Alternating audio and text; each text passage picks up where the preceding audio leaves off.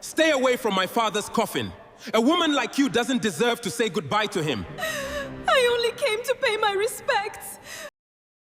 Right in the middle of his father's funeral at a Presbyterian church in Kumasi, Ghana, causing every relative to turn and stare at Amasewa Mensah. He and his cousin smirked as they mocked her in Twi, convinced she couldn't understand a single word. Ama simply lowered her head in silence.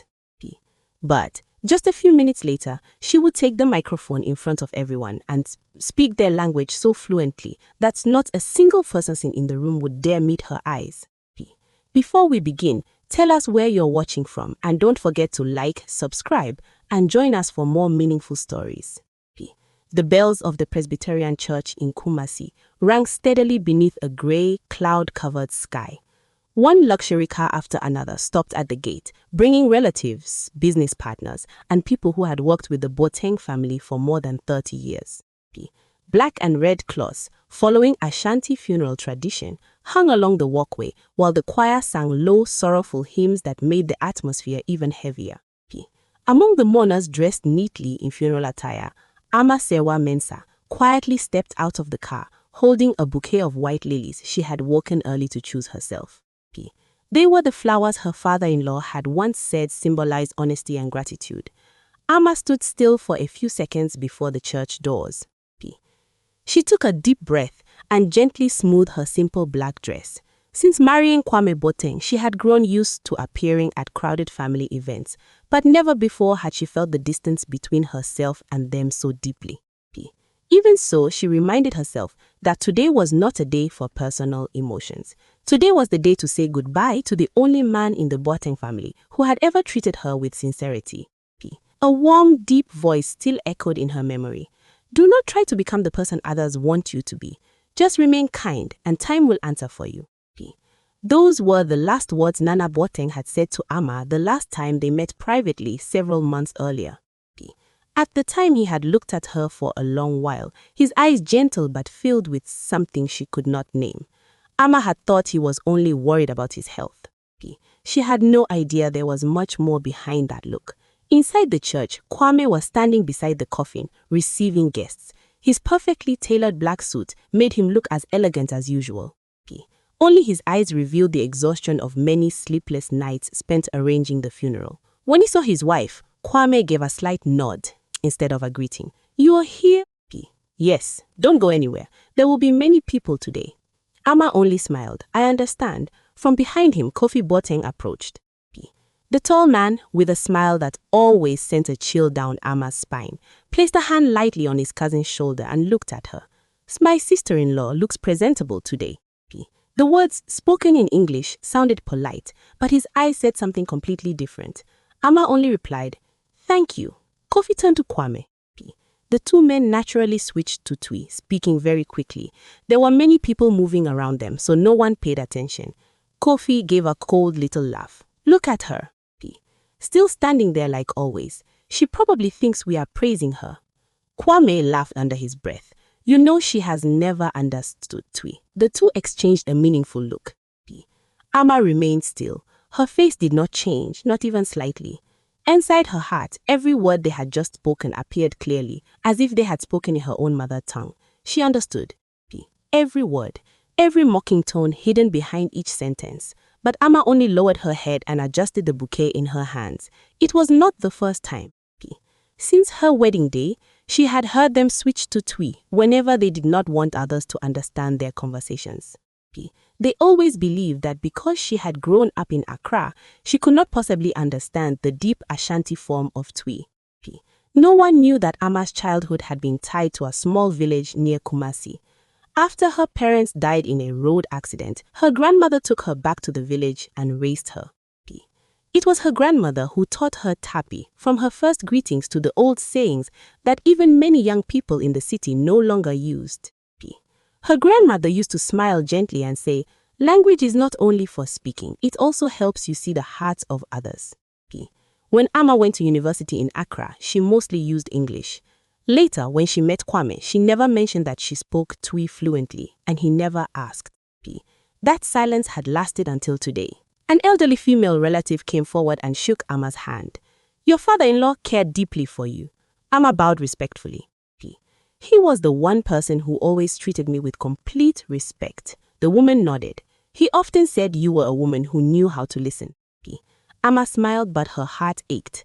A woman who knew how to listen. Perhaps Nana Boateng never knew she had listened to far more than anyone imagined. As guests continued entering the church, Kwame and Kofi stood near the window, speaking in Twi again. After funeral, we will meet with the board. What about that girl? Don't worry about her. Are you sure? Kwam curled his lips. She only needs to play the role of a good wife. The two men laughed together. Their laughter was not loud, but it was loud enough for Amma to hear. She did not turn around. She did not accuse them. She did not get angry. She only looked up at Nana Boateng's portrait.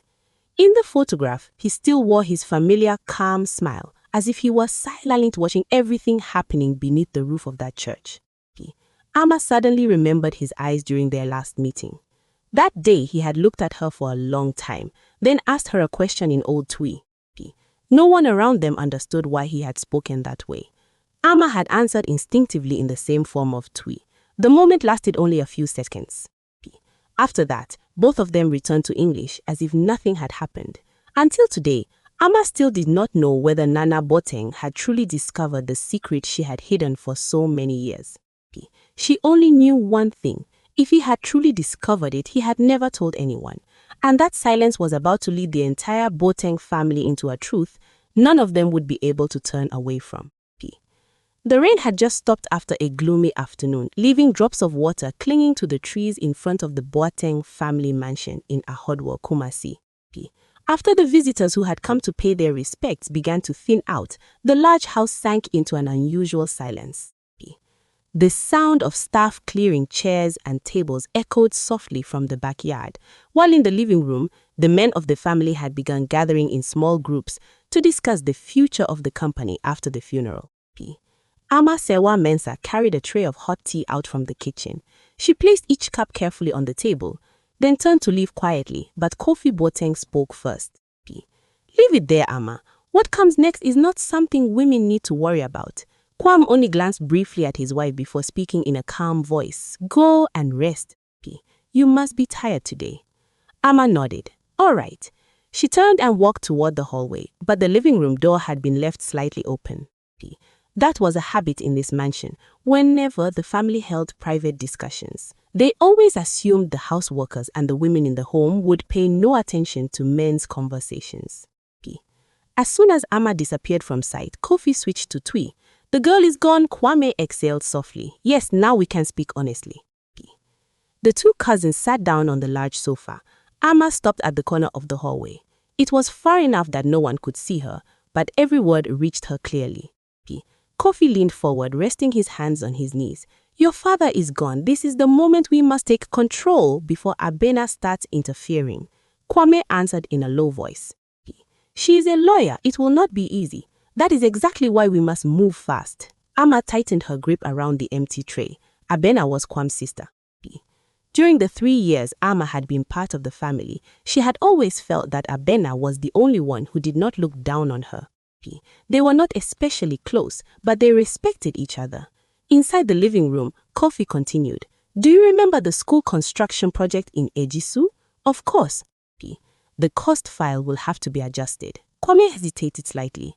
What if someone checks carefully? Kof laughed. Who will check? Your father is dead. Ama lowered her eyes to the empty tea tray in her hands. She did not know exactly which project they were talking about, but the tone in Kofi's voice was enough to tell her that this was not a simple conversation. Kofi lowered his voice even further.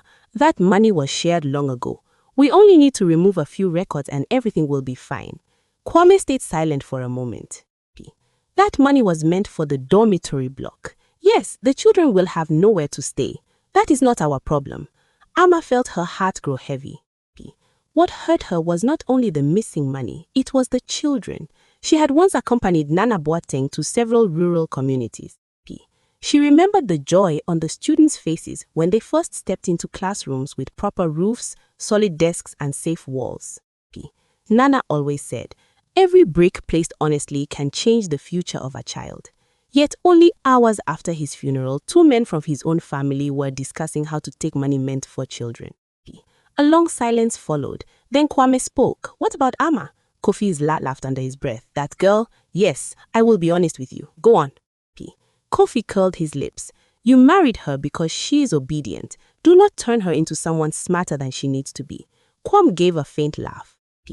"She is gentle. That is what makes her easy. Yes, she will never ask questions about the company."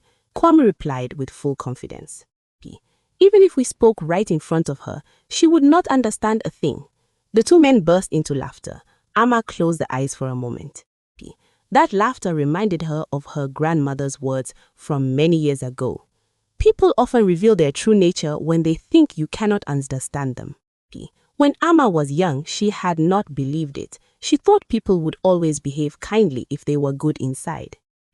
But the older she became, the more she understood that language could sometimes become a closed door. And when people believed no outsider could hear what was behind that door, they often said the truest things about themselves. Ama took a slow, deep breath and walked toward the small room at the end of the hallway. It was the room Nana Boateng had once used for reading. Everything remained exactly as he had left it. The mahogany shelves, the old armchair, the wall clocks, still ticking steadily. Ama placed the tray on the desk and sat down quietly. She opened the brown handbag she always carried. Inside was a small leather notebook. The notebook had originally been used for her work at the museum. Ama stared at it for a long time. If she began writing down what she had heard today, her life might never be the same again. But if she did not write it down, one day all of this might vanish, and no one would ever know the truth. She remembered Nana Boateng's gentle face. He had once told her during a visit to one of his charity projects, "The most frightening thing is not when bad people lie. It is when good people see the lie and choose silence." At the time, Ama had only smiled. Today, those words rang clearly in her mind. She opened the notebook. On the first page, Ama carefully wrote a few short lines. No emotion, no assumptions, only what she had heard. The names of the speakers, the content, the important words. When she finished, she closed the notebook. Her eyes looked much calmer than before. Ama did not intend to take revenge. She did not want to destroy her husband's family. She only wanted to preserve the truth. If one day the truth needed to be proven, she would not have to rely on memory fading with time. Outside in the hallway, the laughter of Kwame and Kofi still echoed. They had no idea that from the moment that small notebook was opened, every word they spoke would no longer disappear into the air. It would become one piece after another in a much larger picture. A picture they themselves were unknowingly completing with their own arrogance. The first sunlight of the day had just broken through the flamboyant trees in front of Boateng infrastructure when Ama Serwa Mensa arrived on the company grounds. A few days after the funeral, the company's operations were slowly returning to normal. Employees in dark blue uniforms moved in and out of the building, while pickup trucks carrying construction materials rolled one after another toward the storage yard. From the outside, no one would have guessed that inside that long-standing company, quiet cracks had already begun to spread. Ama did not work for her husband's family company. She was still an archive specialist at the National Museum in Kumasi. She had only come today because Kwam said some of his father's personal documents needed to be taken home for the family to preserve. With her experience in protecting old records, she was the most suitable person to help organize them. As soon as she entered the lobby, she met Nana Boateng. The woman dressed in a cream-colored suit gave her a gentle smile. "Thank you for coming," Ama answered softly. "It is something I wanted to do for him too." Abina looked around, then lowered her voice. "My brothers are meeting upstairs. The atmosphere has been tense these past few days." Amas gave a slight nod. "I have felt it too." Abena sighed. "My father spent his whole life building this company. I only hope everything continues on the path he wanted." Ama did not know how to respond. She understood that there was something in Abena's words heavier than the grief of losing a father. Together, they walked into the old archive room behind the main building. Steel filing cabinets stood in long rows. Inside them were thousands of blueprints, contracts, and construction journals from more than 30 years of projects. Ama began sorting the documents by year. She always worked slowly. But she never missed details. That was why Nana Boateng had once said Amma had the eyes of someone who preserved history, not just paper. While she was checking an old box of files, voices drifted down from upstairs through the ventilation space between the floors. It was Kofi's voice. Close the door. Then came Kwame's voice. No one is coming down here. Amma's hand stopped. The two men switched to Twi again. Kofi spoke first. The files for the school project in Asokore must disappear before the audit team arrives. Kwame answered more slowly. But the original files are still here. Then replace them. What if they compare them? No one will compare anything with the first version if we take it first. Amma froze. She had not meant to listen. But every word fell clearly into her ears. Kofi continued. That school was approved for 12 classrooms. Kwame remained silent. Kofi laughed coldly. In reality, only 8 were built. The other 4 rooms. The money was moved elsewhere. Kwame asked quietly, "Are you sure this will not be discovered? The villagers only need a school. They do not know how much the budget was. As long as there are a few classrooms, they will still be grateful." Amma tightened her grip on the folder in her hands. What hurt her was not only the stolen money, it was the children. She had once followed Nana Boateng to many rural communities. She clearly remembered the joy on the faces of students when they first received classrooms with roofs, desks, and safe walls. Nana always said every brick placed in the right place can change the future of a child. Yet now his own son and nephew were treating 4 missing classrooms as nothing more than numbers on paper. Kwame's voice came again. "Father personally checked that project." Kofi responded immediately. That was only when the foundation had just been completed. He never returned after that. So everything is still fine. A short silence followed. Then Kofi laughed. "Your father trusted people too much." Kwame did not respond. Kofi went on. "That was his greatest weakness." Amma closed her eyes for a moment. No, Nana Boateng's weakness was not that he trusted people. He had simply trusted the wrong people who were closest to him. The footsteps upstairs began to fade. The conversation ended. The archive room fell silent again. Amma placed the file on the table. She opened the small notebook inside her handbag. This time she did not write immediately. She stared at the blank space on the page for a long while. In her mind appeared the image of the rural students she had once met. Worn sandals, old school bags. Bright smiles as they stepped into a new classroom. If those 4 classrooms had truly never been built, it meant dozens of children would have to study in crowded rooms. It meant money, meant for education, had become profit for a few people. Amma slowly picked up her pen. She wrote down everything she had just heard. Not one extra word. Not one missing word. When she closed the notebook, Abina walked in. "Have you found father's files?" Amma smiled. "Yes, I have." Abina noticed the thoughtful look on her face. "Is something wrong?" Amma hesitated for a few seconds. Then she gently shook her head. "I was just thinking." "Thinking about what?" If a person spends his whole life building schools for children, perhaps what he wants most is not for people to remember his name. Abena looked at her in surprise. "Then what do you think he wants?" Amma closed the file box. For those schools to continue being built with honesty. Abena went still. She did not understand why such a simple sentence suddenly made her heart feel so heavy. But Amma knew that from today on, what she was trying to protect was no longer only the honor of one family. It was also the future of children who had never known that someone had stolen the classrooms that were supposed to belong to them. 4:41 p.m. The late afternoon sunlight slanted across the garden behind the Boateng family mansion.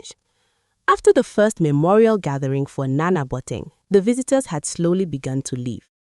The voices in the yard grew softer, until only the rustling of palm leaves in the wind and the birds resting on the old mango trees remained. Amasewa Mensa carried a watering can to the garden her father-in-law had once tended every afternoon. It was his favorite place whenever he wanted to step away from the tension of company meetings. Many people in the house thought Amma came out there only to find a moment of quiet. No one knew that every time she stood in that garden, she felt as if she could still hear Nana Boateng's deep, steady voice.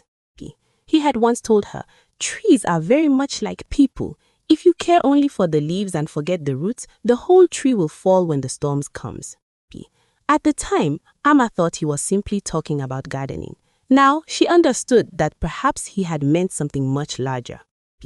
Amma had just bent down to pick up a few dry leaves when she heard footsteps behind her. She turned around. It was Abena. "You came out here again?" Amasa smiled. "I know he loved this garden." Abena looked around and sighed softly. Since father passed, no one reminds the workers to care for each plant the way he did. The two women fell silent. After a while, Abena spoke again. "Father once told me that if the company ever faced a crisis, I should look at how people treated the weakest person in the family." Amma looked slightly surprised. "He really said that?" Abena nodded. "At the time, I did not understand." Amma lowered her eyes to the flowers scattered along the stone path. "Maybe now you understand a little more." Before Abena could answer, her phone vibrated in her pocket. "I have to take this call." "Yes, of course." Abena walked quickly toward the front of the house. Amma remained alone. She continued watering the flowers. Just then, the glass door of the downstairs office opened. The voices of Kwame and Kofi carried into the garden. They could not see Amma because the tall flowering bushes hid the pathway. Kofi laughed coldly. "I told you. We only need to wait a few more weeks and everything will settle down." Kwam asked, "What about Abena?" "She will be busy with paperwork, but she's very careful." "Careful is useless when you do not know what you are looking for." Both men laughed. Amma kept watering the plants as if she heard nothing. Kofi lowered his voice. "Have the old files been handled?" "Almost. Do not leave anything behind." "I know. When people are still grieving, it is the easiest time to change documents." Kwame was silent. Kofi continued. "Your father always believed that teaching his children to be decent was enough. Sometimes I feel guilty." "Guilty? He built all of this. And now it is our turn to profit from it." Kwam did not answer. Amma heard her husband let out a very faint sigh. In that moment, she realized Kwame had not completely become like Kofi. There was still a conscience in him. But every time he tried to step back, Kofi pulled him another step closer to wrongdoing. Kofi laughed louder. "Stop being soft. Your father is no longer here to stop us. Once we get through the next few months, the company will belong to people who know how to make money." Amma's hand froze. A ray of late sunlight fell across the water in the can. She suddenly remembered the many times Nana Boateng had taken her to inspect construction sites. He never asked her about revenue. The question he always asked was, do the people truly need this project? If the answer was yes, he was willing to reduce profit to complete it. That was why many villages in Ghana still spoke his name with gratitude. Meanwhile, his own son and nephew were calculating how much more they could take from projects meant for the community. Suddenly, Amma heard a light cough behind her. She turned. An elderly steward stood a few steps away. "Mrs. Amma, yes, someone wanted you to see something." "Who?" "Please come with me." Amma followed him toward the back veranda. As soon as she reached it, she stopped. Nana Boateng's old wooden chair was still there. For one brief moment, memory made her imagine him sitting in it again. But of course the chair was empty. Beside it was a small wooden box he had often used to keep his notebooks. The steward spoke softly. "The master once instructed that if you ever return to the garden, I should let you see this box." Amma was startled. "When did he give that instruction?" "Some time ago." "Did he say anything else?" The steward shook his head. He only smiled. Amma gently touched the lid of the box. It was old with age, but it had been carefully cleaned. She did not open it, not because she was not curious enough, but because she felt this was not the moment. Inside the house, Kwame and Kofi had stopped speaking. Perhaps they had left the office. Amma closed her eyes briefly. Just then, she remembered an afternoon not long before Nana's death. He had suddenly asked her a question in very old Twi, not the kind young people often used. It was the way people of his generation spoke. By natural instinct, Amma had answered in the same old form of Twi. The moment had lasted only a few seconds. He had looked at her for a long time. He had not seemed surprised. He had only smiled softly. Then he switched back to English as if nothing had happened. That day, Amma thought she had made a small mistake. But now, standing in that familiar garden and looking at the wooden box he had deliberately left for her, she suddenly realized a possibility that made her heart beat faster. Perhaps Nana Boateng had known her secret for a long time, and what troubled Amma most was no longer why he had stayed silent. It was why he had chosen to keep that secret from everyone, even from his own sons. The sun had risen high above the old trees in the grounds of the Boateng mansion. The silence after the funeral still covered everything like a dark cloth. The black and red fabrics of Ashanti mourning had not yet been taken down, and the faint scent of incense still lingered through the wide house. Staff moved quietly, as if afraid to disturb the stillness left behind after the days of saying goodbye to the man who had built the family's name. Amasewa Mensah stepped into Nana Boateng's reading room with the small wooden box in her hands. It was the first time she had returned to this room since his passing. Almost everything remained untouched. Bookshelves covered 3 walls. The mahogany desk had been polished clean. The fountain pen he often used still lay neatly beside the closed leather notebook.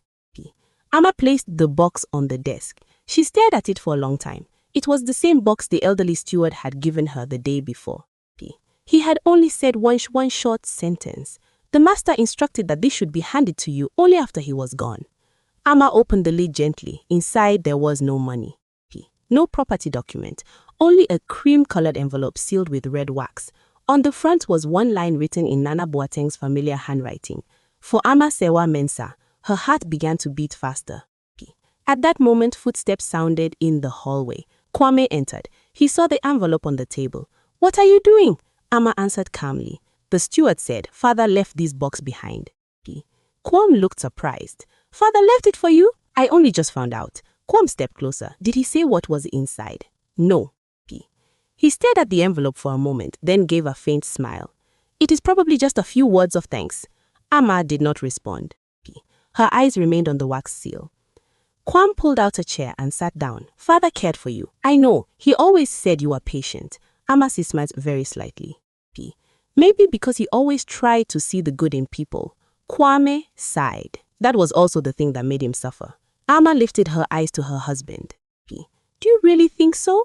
Kwame stayed silent for a few seconds. In business, trusting people too much has a price. Ama did not argue. She understood that this was no longer Nana Boateng's way of thinking.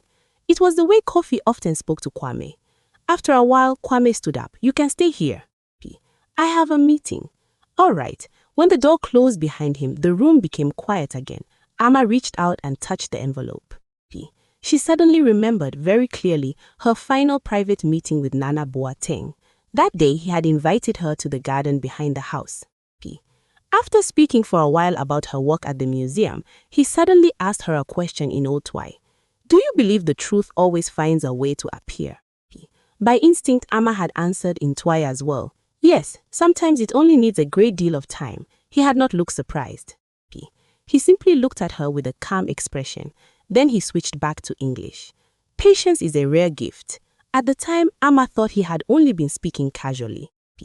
Now looking back, she realized there had been something like confirmation in his eyes. Perhaps he had known, not only that she understood Twi, but also that she had heard far more than everyone imagined. Ama gently opened one of the desk drawers. Inside was Nana Boateng's notebook, the one he had used to record his visits to construction projects. She turned a few pages. His handwriting appeared steady and clear. He had not written about revenue. He had not written about profit. On each page, there was only the name of a community, and the same question repeated. What do the people truly need? Ama softly ran her fingers over those words. Suddenly, she understood why thousands of workers had respected him. He had never seen his projects as concrete or steel. He had seen them as promises to the community. Just then, voices sounded outside the window. It was Kofi. He was standing under the veranda with another man. Out of habit, they quickly switched to Twi. "Where is that envelope?" "It still has not been found." The old man loved keeping records before he died. Could he have left something dangerous behind? "I do not know. But we must find it before someone else does." Ama tightened her hand around the envelope. They were looking for something. Was it this envelope? Or was there another secret Nana Boateng had prepared? Kofi's voice came again. "If there are any private papers father kept in this house, they must be collected first." "Does Kwame know about that?" "He does not need to know everything." Ama went still. Even Kwame was not fully trusted by Kofi. That proved there was an even bigger secret behind everything she had heard. The footsteps outside the veranda slowly faded. Amma looked down at the envelope again. The red wax seal was still untouched. P. Nana Boateng had instructed the steward clearly. Do not let Amma open it while I am still alive. That meant he wanted her to read it after his death, but not necessarily immediately. P. Amma took a deep breath. She decided to place the envelope back inside the wooden box. She did not open it, not yet. P.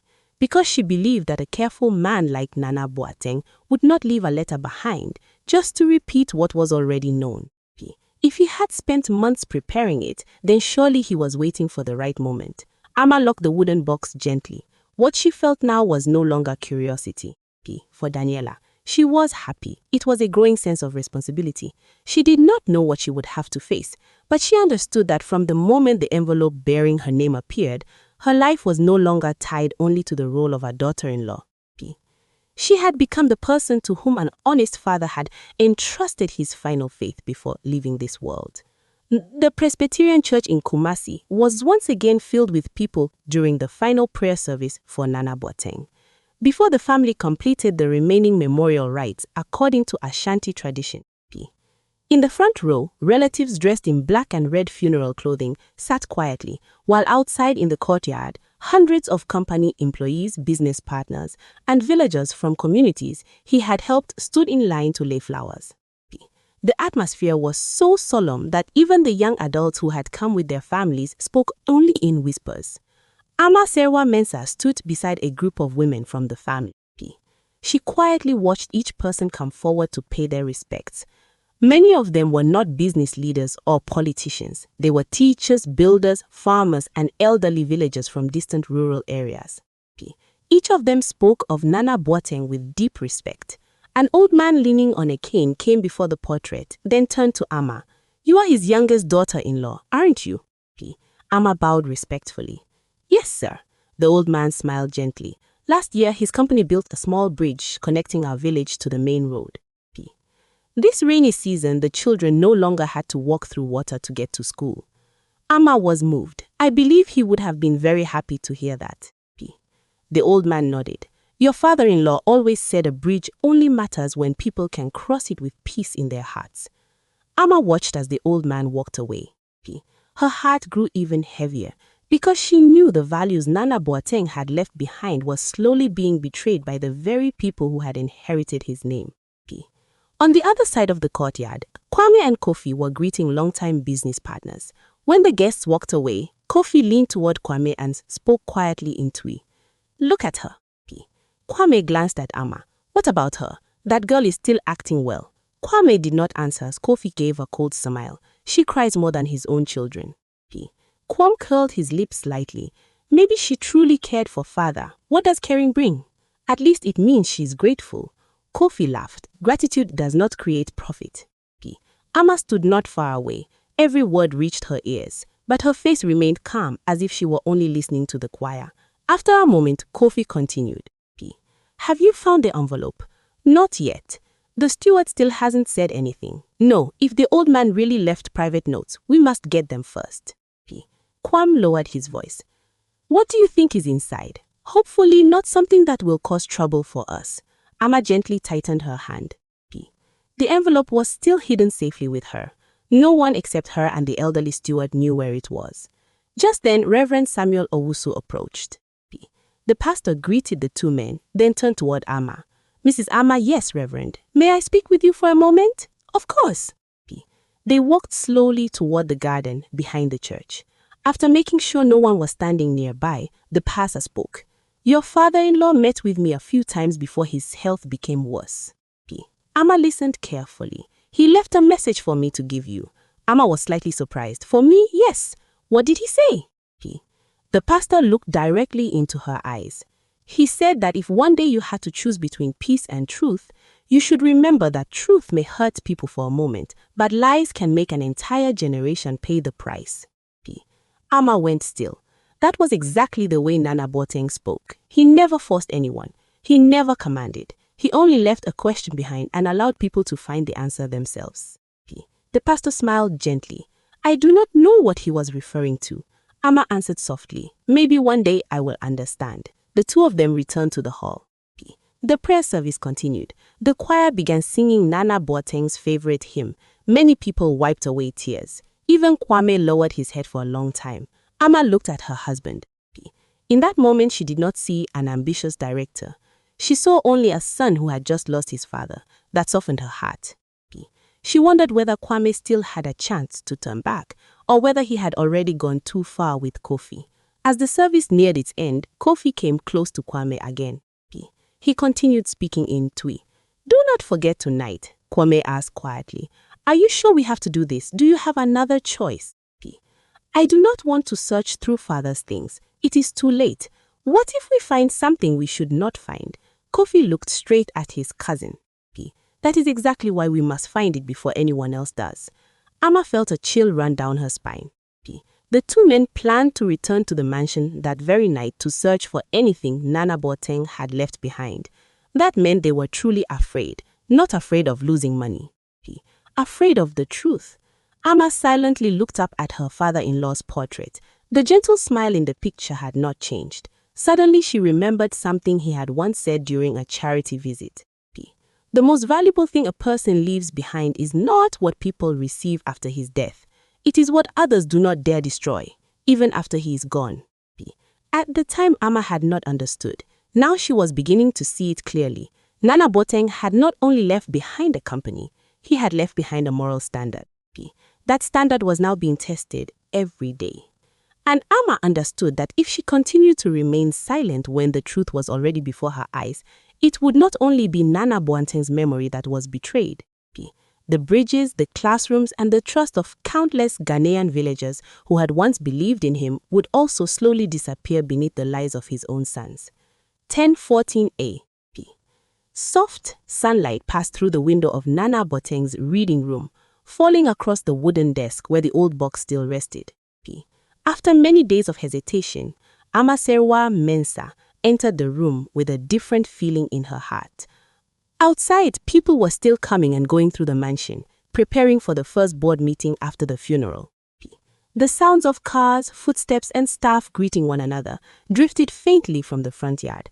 But inside this room, there was only silence. Ama gently closed the door.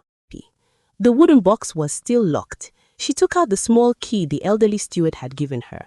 Before leaving that morning, he had said only one sentence. The master said there would come a time when you would know you had to open it. At first, Ama had not understood. But after everything she had heard over the past several days, she knew that time had come. She unlocked it. The lid opened softly. The cream-colored envelope was still sealed with red wax. Ama stared at it for a long moment. This was not curiosity. It felt as though she was about to receive one final burden of trust. She carefully broke the seal. Inside were only a few sheets of handwritten paper. As soon as Ama read the first line, she held her breath. "Ama, if you are reading this letter, it means I no longer have the chance to speak with you one more time." Her eyes slowly moved down the page. "The first thing I want to thank you for is that you never changed the way you treated people, no matter how they treated you." Ama bit her lip gently. The words continued in his familiar handwriting. "I know you have always wondered why I asked you that question in Old Twi in the garden that day." She looked up. Her heart seemed to stop. He truly knew. It was not suspicion. He had known for a long time. Ama kept reading. "You answered me naturally. In that moment, I understood that my sons had badly misjudged the woman living among them." A tear fell onto the paper. She wiped it away quickly. She did not want to blur even a single word. "I did not tell anyone that you understood Twi. Not because I wanted it to test you, but because I wanted to see who others would choose to become when they believed no one understood them." Ama closed her eyes for a moment. That was exactly what her grandmother had once taught her. Language did not change people. It only revealed who they already were. The letter continued. "I began noticing irregularities in the company more than a year ago. At first I thought they were only mistakes. Then I realized some mistakes kept repeating around the same people." Ama read slowly. "Many times I hoped Kwame would come to me and tell the truth himself, but he always chose silence. I also hoped Kofi would stop. But greed has never known when to stop on its own." Ama lowered her hand to the edge of the desk. For the first time, she understood why Nana Boateng had grown so quiet whenever the company was mentioned during the final months of his life. He had known. He had known more than anyone imagined, but he had waited, not only for evidence, he had waited for his son to turn back sadly. That moment had never come. Ama turned to the next page. If you have read this far, perhaps you have also heard many things they did not want you to hear. She went still. It was as if he had seen everything before it happened. I do not want you to carry the burden of being a judge. But I hope you will not let the truth die with me. Ama whispered softly. Father. Her voice broke. In the quiet room, there was only the faint sound of paper moving in the breeze. The letter was not finished. The honor of a family is not protected by hiding wrongdoing. It is protected by the courage to correct what is wrong before it is too late. Ama remembered the hundreds of people who had come to say goodbye to Nana Boateng. They respected him not because he was wealthy. They respected him because he had kept his promises to the community. If the school projects had truly been cut short, if bridges had been built on lies, then his legacy would slowly disappear. The final page contained only a few lines. Do not take revenge. Do not do anything only to make others suffer. If one day you must speak the truth, do it for the innocent, not for anger. Then whatever the result may be, I will be at peace. Below those words was his familiar signature, Nana Boateng. Ama closed her eyes for a long time. This was not a letter giving her power. It was not a will. It was not property. It was responsibility. It was trust. Just then, voices sounded in the hallway. It was Kwame. He was walking with Kofi. Out of habit, both men had switched to Twi again. Kofi spoke first. We must decide this afternoon, Kwame asked quietly. What if Abina objects? Then we vote, and the files, someone has handled them. Kwame still sounded uncertain. I do not feel at ease. What are you afraid of? Every time I enter father's room, I feel as if he is still watching me. Kofi laughed coldly. Dead men cannot watch anyone. Ama tightened her grip around the letter. No, some people continue to influence the choices of others even after leaving this world. This letter was proof. The footsteps outside the door slowly faded. Ama carefully placed the pages back into the envelope. She no longer felt like a powerless wife standing behind everyone else. She no longer felt like a victim. What she felt most clearly now was a strange peace. Because at last she understood why Nana Boateng had never revealed that she knew Twi. He had not needed another silent listener. He had needed someone calm enough to know the difference between exposing the truth out of hatred and speaking the truth out of conscience. Ama gently locked the wooden box again. She knew the day she would have to take the microphone before everyone was coming very soon. But when that moment arrived, she would not stand there to defeat Kwame or Kofi. She would stand there to keep her final promise to her father, who had spent his whole life building honor through honesty, and who hoped the next generation would not lose the most precious thing he had left behind. Chapter 82:46 p.m. The Presbyterian Church in Kumasi was packed for the official memorial service for Nana Boateng. Every pew was full. Business representatives, village elders, pastors, engineers who had once worked with him, and hundreds of villagers from communities supported by Boateng infrastructure were all present. At the front of the church, Nana Boateng's portrait stood among white wreaths. No one spoke loudly. Everyone believed the service would end with words of gratitude for a respected businessman. After the choir's final hymn, Reverend Samuel Owusu stepped onto the platform. He slowly looked across the hall. Before we close this service, I want to fulfill one final wish from Mr. Nana Boateng. The entire church fell silent. Kwame lifted his head slightly. Kofi frowned. The pastor continued. He once told me that if this day came and there were still things that needed to be said to protect the honor of this family and the people he served, then the microphone should be given to the right person. People began looking at one another in confusion. Reverend Samuel turned gently toward the front row. Mrs. Ama Sewa Mensah, please come forward. Ama slowly stood. Every eye turned toward her. Kwams whispered, Ama. She turned and looked at her husband. Her eyes were strangely calm, no hatred, no anger, only a firmness Kwams had never seen before. Ama walked step by step to the platform. In her hand was the cream-colored envelope she had already opened. Kofi leaned toward Kwame and spoke in Twi. It is probably just a few words of thanks. Kwame nodded. I think so too. Amma stood before the microphone. She took a deep breath. Then she spoke in English. P. I am not standing here today to accuse anyone. I am standing here because I want to fulfill the last wish of the man I called father. P. Many people were surprised when she called Nana Boateng father. It was not a polite title. It was true respect. Amma opened the letter. P. First, I asked permission to read a few words written by his own hand. She read slowly. Every sentence echoed through the silent church. He wrote about honesty. P. About the responsibility a business has toward the community.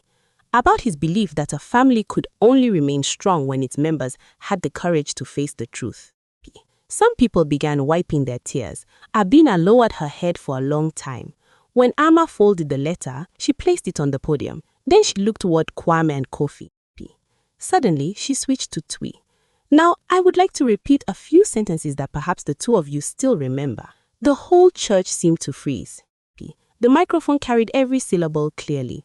It was not broken Twi. It was fluent, confident, and precise.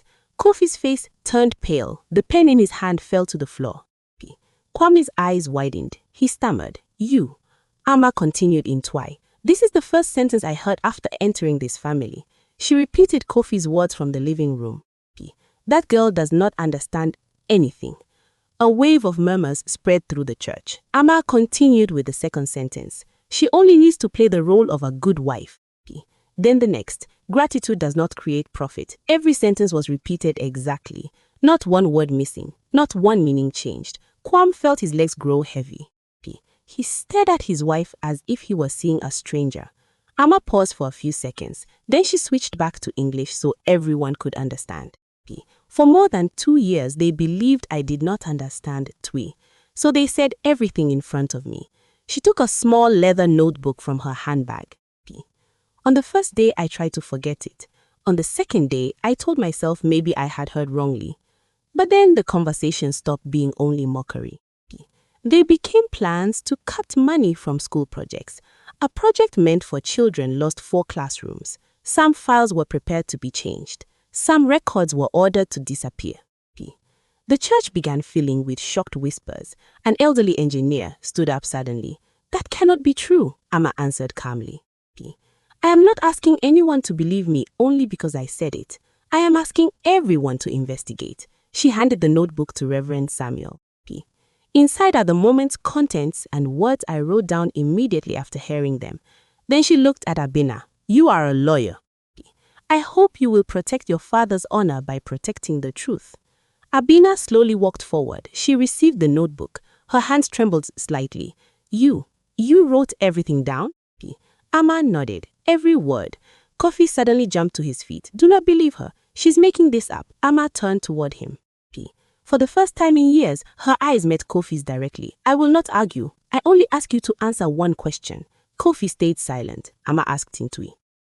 "Do you remember saying that no one would notice 4 missing classrooms?" Kofi's face turned white. He did not answer. Amma continued. "Do you remember saying that dead men cannot watch anyone?" P. Kofi's whole body stiffened. No one else could have known those exact words. Kwame slowly stood. His voice was rough. How long have you understood Twi?" P. Amma looked at him for a long time. "Many years before I met you. Why did you never tell me?" Amma gave a sad smile. "Because you never asked." P. The whole church sank into silence. This was no longer only a story about language. It was the story of a husband who had never truly wanted to understand the woman living beside him. P. Amma picked up Nana Boateng's letter again.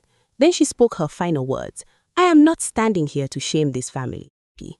I am standing here because if I remain silent today, the bridges, classrooms, and trust my father spent his life building will slowly be destroyed by the very people he trusted most. P. I believe truth can hurt, but a lie protected for too long can make an entire community pay the price." She placed the microphone down. There was no applause. P. No argument. Only silence covered the church. It was the silence of people who had just realized that what collapsed that afternoon was not Nana Boateng's honor. P. It was the mask worn for years by those who thought they could hide the truth behind a language of their own. The Boateng Foundation Community Center in Kumasi was filled with laughter. In the courtyard, dozens of construction students from different parts of Ghana were receiving scholarships to continue their education. Inside the hall, photographs of schools, bridges, and clean water projects lined both sides of the walkway. Above the stage, there was no portrait of any Boateng family member. There was only one simple sentence: "The greatest honor of a structure is to serve people." It was something Nana Boateng had repeated for many years. Ama Serwa Mensah stood at the back of the hall, quietly watching everyone. She still worked at the National Museum in Kumasi. She had never accepted any position in Boateng infrastructure, nor had she joined the leadership of the new scholarship foundation. After everything that had happened, she only agreed to serve as a historical archive advisor, helping preserve records of the community projects Nana Boateng had once built. For Ama, that was her way of keeping her promise to the father-in-law who had passed away. Abena Boateng walked up beside her. "You are standing alone again." Ama smiled. "I like watching people." Abena looked toward the students chatting happily. More than 100 scholarships are being awarded today. Ama nodded softly. Father would have been happy. Abena smiled sadly. "I believe so too." After the memorial service the previous year, Abena had asked the board to hire an independent audit team. The investigation lasted for months and confirmed many irregularities across several construction projects. Missing funds were traced, altered contracts were restored, unfinished projects were completed. The school in Asokore was finally built with all 12 classrooms, exactly as originally planned. On the day it opened, villagers brought food and farm produce to thank the workers. None of them knew that without one quiet woman who had written things down for 2 years, those classrooms might never have existed. Abena looked at Ama. "Someone wants to see you." "Who?" "Kwame." Ama fell silent. It had been almost 1 year since she left the Boateng mansion. Her marriage to Kwame ended quietly. There were no loud arguments. No insults. They simply signed the divorce papers and chose different paths. Kwame no longer served as chief executive. After the audit, the board asked him to resign because of poor leadership and his role in hiding wrongdoing. Although investigators found that he had not directly stolen money like Kofi, knowing the truth and refusing to stop it still cost him everything. Kofi, meanwhile, was held responsible for financial fraud and forced to repay large damages to the company. Ama walked into the garden behind the center. Kwame was already standing there. He wore a simple white shirt, no longer carrying the polished image of the director he used to be. When he saw Ama, he lowered his head slightly. "Thank you for agreeing to see me," Ama answered calmly. "How are you?" Kwame gave a faint smile. "Better than before." They both looked toward the courtyard where students were taking photos. After a long silence, Kwame spoke. "I went to the school in Asokore." Ama turned to him. "Really?" "Yes." The children were happy. He paused. "For the first time, I understood what father saw that I never saw." Ama said nothing. Kwame continued. "I used to think success was only numbers. Now I understand that some things cannot be measured with money." A soft wind passed through the garden. Kwame lowered his head. "I want to apologize." Ama looked at him for a long time. "What are you apologizing for?" "For not respecting you." "For allowing others to insult you right in front of me." And his voice became unsteady. "For never truly wanting to understand the woman I married." Ama remained silent. Then she smiled gently. "Thank you." Kwame looked surprised. "That is all." Ama nodded. "An apology cannot change the past, but it can help a person begin to live differently." Kwame gave a small broken smile. "Do I still have a chance?" Ama looked towards the students laughing in the distance. "I do not know, but if a cracked bridge can be repaired so others may cross safely." She paused. "Then people can change too if they truly want to." Kwame bowed his head for a long while. "Thank you." That was the last conversation between them. There was no plan to return to each other, no promise. Only the peace of two people who had finally dared to face the truth. When Kwame left, Ama remained alone beneath the shade of the tree. She remembered her grandmother.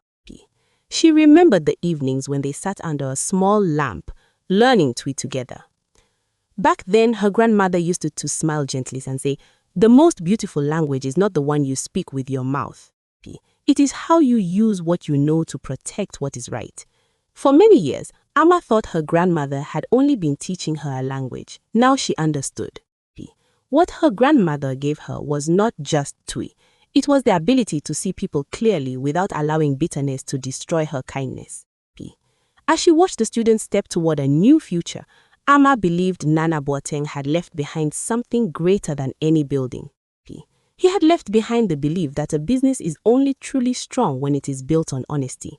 And for me, after the story closes, what stays with me most is not the moment Ama made the wrongdoers face consequences. P. What matters more is that she never used the truth as a weapon for revenge. She used it to protect children who needed classrooms, villagers who needed bridges, and the honor of a father who had spent his life serving his community. P. In life, there will always be times when people underestimate us because we stay silent. But the value of silence is not in enduring forever. P. It is in knowing when to speak for what is right. Sometimes the thing that makes a person truly respected is not that they defeat someone else, but that after everything, they still keep their integrity. 1 year later, the Boateng Community Foundation not only completed the unfinished classrooms, but also launched a program supporting young volunteer engineers to build schools and community bridges in disadvantaged areas across Ghana. Amasewa Mensah continued her work preserving cultural heritage, but every weekend she spent time mentoring young women about leadership, confidence, and the value of honesty. Abena ran the company with transparency, publicly sharing financial records so employees and partners could help monitor every project. Slowly, the Boateng name was no longer remembered for the scandal of the past, but for the projects that continued bringing hope to the community. Whenever Ama heard children laughing inside the new classrooms, she smiled because she understood that the truth had not destroyed a family. It had protected the best things a father left behind. The most meaningful lesson in this story is not the moment Ama shocked everyone by speaking fluent Twi, but the way she chose to use the truth. She did not speak to take revenge or enjoy seeing others fall. She waited patiently until the truth could protect innocent people and preserve the legacy of a good man. In life, we often judge people by their appearance, silence, or background. But silence does not mean weakness, and it does not mean ignorance.